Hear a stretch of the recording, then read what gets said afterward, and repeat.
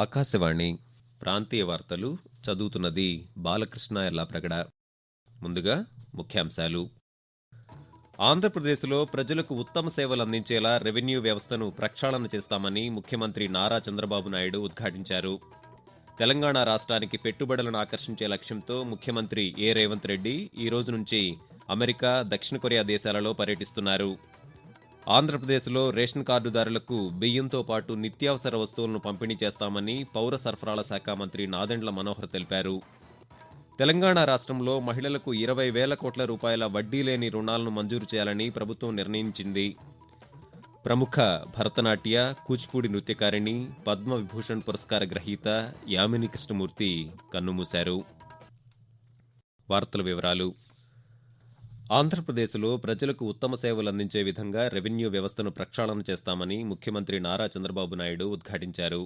గుంటూరు జిల్లా మంగళగిరిలో నిన్న ప్రజల నుండి వినతులు స్వీకరించిన అనంతరం ఆయన పాత్రికేయులతో మాట్లాడుతూ సమస్యలను ప్రజా సమస్యలు, ఉద్యోగ సమస్యలు, కార్యకర్తల సమస్యలుగా విభజించి పరిష్కరిస్తామని తెలియజేశారు. ప్రజలు దూర ప్రయాణాలు చేసి అమరావతి రాకుండా జిల్లాల వారీగా మంత్రులు, నియోజకవర్గాల వారీగా శాసనసభ్యులు వినతులు స్వీకరించేలా యంత్రాంగాన్ని రూపొందిస్తున్నామని వివరించారు. పోలీసు వ్యవస్థను ప్రజా పోలీసు వ్యవస్థగా తీర్చిదిద్దుతామని చంద్రబాబు నాయుడు తెలియజేశారు. ఆంధ్రప్రదేశ్లో రేషన్ కార్డుదారులకు వచ్చే నెల నుంచి బియ్యంతో పాటు నిత్యావసర వస్తువులు అందిస్తామని పౌర సరఫరాల శాఖ మంత్రి నాదెండ్ల మనోహర్ వెల్లడించారు.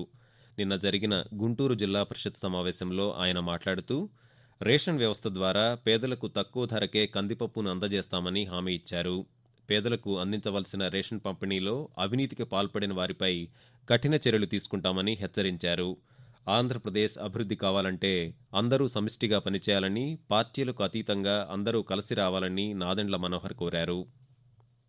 ఆంధ్రప్రదేశ్లో సహకార సంఘాల ద్వారా రైతులకు ఉత్తమ సేవలు అందిస్తామని వ్యవసాయ, సహకార, మార్కెటింగ్ శాఖ మంత్రి కింజరాపు అచ్చెన్నాయుడు ఉద్ఘాటించారు.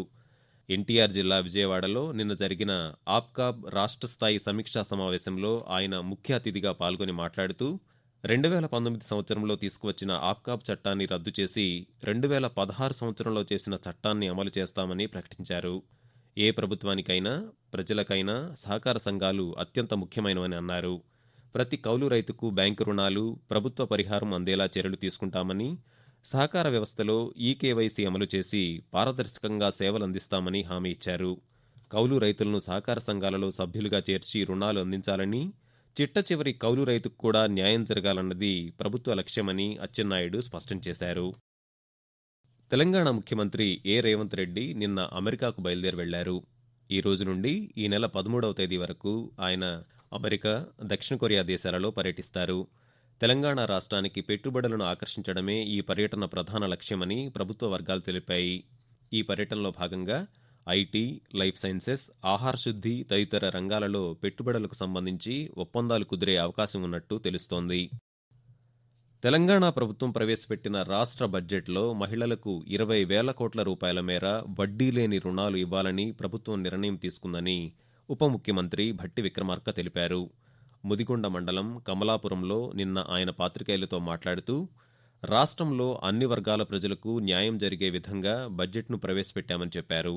మధిర నియోజకవర్గంలో ఇంటిగ్రేటెడ్ పాఠశాల నిర్మాణ పనులను త్వరలో ప్రారంభిస్తామని, అంగన్వాడీలలో 3వ తరగతి వరకు ఏర్పాటు చేసి 4వ తరగతి నుండి విద్యార్థులను ఇంటిగ్రేటెడ్ రెసిడెన్షియల్ పాఠశాలలకు పంపించే ఏర్పాట్లు చేస్తామని భట్టి విక్రమార్క పేర్కొన్నారు. కేంద్ర ప్రభుత్వం తీసుకువచ్చిన జాతీయ విద్యా విధానం విద్యారంగంలో సరికొత్త ఒరవడి సృష్టిస్తోందని ఆంధ్రప్రదేశ్ వైద్య, ఆరోగ్య శాఖ మంత్రి సత్యకుమార్ యాదవ్ తెలిపారు.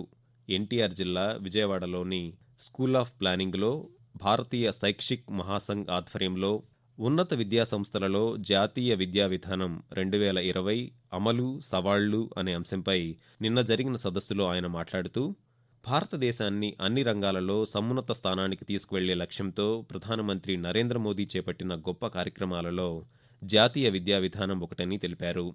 బట్టి విధానానికి స్వస్తి పలికి సృజనాత్మకత పెంపొందించడం, ప్రతి ఒక్కరూ చదువుకునేలా ప్రోత్సహించడం నూతన విద్యా విధానం ముఖ్యాంశాలని, విద్యార్థి దశలోనే నైపుణ్య శిక్షణ కల్పించడం మరొక కీలక అంశమని సత్యకుమార్ యాదవ్ చెప్పారు. ఆకాశవాణి ప్రాంతీయ వార్తలు వింటున్నారు. ప్రముఖ భరతనాట్యం, కూచిపూడి నర్తకి యామిని కృష్ణమూర్తి నిన్న ఢిల్లీలో మరణించారు. ఆమె వయసు 84 సంవత్సరాలు. భరతనాట్యం, కూచిపూడి నృత్యాలలో ఉన్నత స్థాయి శిఖరాలను అధిరోహించిన యామిని కృష్ణమూర్తి తెలుగింటి ఆడపడుచు. ఆంధ్రప్రదేశ్లోని చిత్తూరు జిల్లా మదనపల్లిలో 1940వ సంవత్సరం డిసెంబర్ 20వ తేదీన ఆమె జన్మించారు. అతి చిన్న వయసు నుండే నాట్యంలో రాణించడమే లక్ష్యంతో మొక్కవోని పట్టుదలతో ఈ కళను అభ్యసించారు. ఎన్నో నృత్య రూపకాలలో యామిని కృష్ణమూర్తి కనబరిచిన హావభావాలకు ప్రజల నుండి విశేష ప్రశంసలందాయి.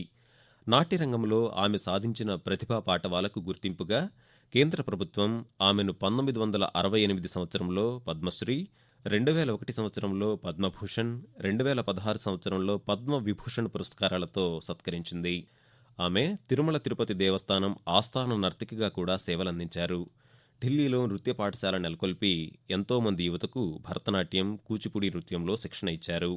యామిని కృష్ణమూర్తి మృతి పట్ల పలువురు ప్రముఖులు సంతాపం వ్యక్తం చేశారు. భారతదేశం గర్వించదగిన నృత్యకారిణిని కోల్పోయామని ఆంధ్రప్రదేశ్ ముఖ్యమంత్రి నారా చంద్రబాబు నాయుడు తన సంతాప సందేశంలో పేర్కొన్నారు. ఈరోజు ప్రముఖ తెలుగు కవి కరుణశ్రీ జంధ్యాల పాపయ్య శాస్త్రి జయంతి. ఈ సందర్భంగా తెలుగు కవిత్వానికి ఆయన చేసిన సేవలను ప్రజలు స్మరించుకుంటున్నారు. 1912 ఆగస్టు 4వ తేదీన గుంటూరు జిల్లా పెదనందిపాడు మండలం కొమ్మూరు గ్రామంలో జన్మించిన పాపయ్య శాస్త్రి 20వ శతాబ్దంలో జనాదరణ పొందిన తెలుగు కవులలో ఒకరు. సులభ శైలిలో, సమకాలీన ధోరణిలో, చక్కని తెలుగు నుటికారంతో, వినసొంపైన ఖండకావ్యాలతో ఆయన రచనలు సాగేవి. కరుణరస ప్రధానమైన అనేక కవితలు రాసి కరుణశ్రీగా సుప్రసిద్ధులైన ఆయన 1992 జూన్లో కన్నుమూశారు. ఎగువ ప్రాంతాలలో కురుస్తున్న వర్షాలతో కృష్ణానదికి వరద ప్రవాహం కొనసాగుతోంది. ఎగువ పరివాహక ప్రాంతాలైన జూరాల, సుంకేసుల జలాశయాల నుంచి 4,81,246 క్యూసెక్కుల వరద నీరు వస్తోంది. శ్రీశైలం జలాశయానికి భారీగా వరద చేరుతుండటంతో 10 రేడియల్ క్రస్ట్ గేట్లను ఎత్తి అధికారులు దిగువన నాగార్జునసాగర్ జలాశయానికి నీటిని విడుదల చేస్తున్నారు. శ్రీశైలం జలాశయం పూర్తిస్థాయి నీటిమట్టం 885 అడుగులు కాగా ప్రస్తుతం 882 అడుగుల వద్ద నీటిమట్టం ఉంది. శ్రీశైలం కుడి, ఎడమగట్టు విద్యుత్ కేంద్రాలలో విద్యుదుత్పత్తి జరుగుతోంది.